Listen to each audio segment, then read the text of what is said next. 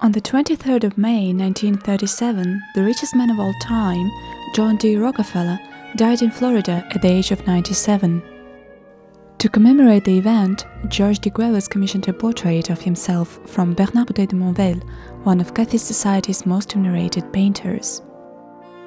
It's interesting to note here that the eccentric and effeminate Marquis de Cuevas, who became famous for the Grand Palais de Monté-Carlo that he formed in 1947, and who will be remembered in the chronicles of high society for his elaborate parties like the Ball of Chiberta, which he gave in 1953, and for his duel with dancer Serge Lefort, was penniless until he married Margaret Strong Rockefeller, the granddaughter of the wealthy Standard Oil co-founder, in August of 1927. Upon meeting the Marquis a few months earlier at Herfé, the couture house founded in 1924 by Prince Felix Yusupov, best known as Rasputin's assassin, and his spouse, Princess Irina, with capital supplied by George de Cuevas thanks to his social connections, the heiress was immediately seduced. However, taking the Marquis for the prince, she asked him, "So what is it you do here at the fashion house?" And he replied, "I'm the sales lady."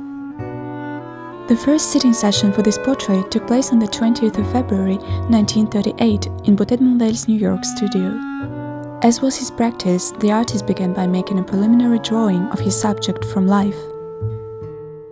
Based on a balance between geometric structure and precise realism, one that could be called precisionist, this drawing, though presented as a portrait, is nonetheless influenced by cold and distant modernity, one that is reinforced by the use of Bristol board, whose smooth finish enhances the modeling's neoclassical precision.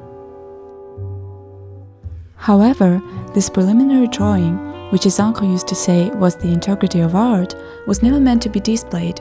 It was only to be employed as a means to design the composition, and after being squared up, to be used to transfer the drawing onto the canvas. Unusual, though, was the fact that the Marquis had very specific requirements for the portrait's composition, as this letter, written that same day from Boutet de Monvel to his wife, attests. What a strange character! In the background, he wants two tombs, one with the type of a bas-relief of St. George with the inscription "A dragone liberate ipsum," liberate yourself from the dragon, around it, on the other tomb a ship's anchor, shattered, and in the background a dramatic sunset. What do you think? This lad is really irresistibly fascinating. The explanation for these two tombs is, perhaps, found in another letter, also written by the artist but several months earlier. I had dinner with Cuevas on Friday, without his wife. He confessed to me that for the last 6 years he had been put to the test under threat of blackmail from Yusupov, the latter threatening to expose 50-odd compromising letters to his in-laws, passionate love letters that Cuevas naturally claims are false. Likely story. I can't go into all the details, but it's all quite juicy. With the grandfather now dead and gone, he can finally breathe easy.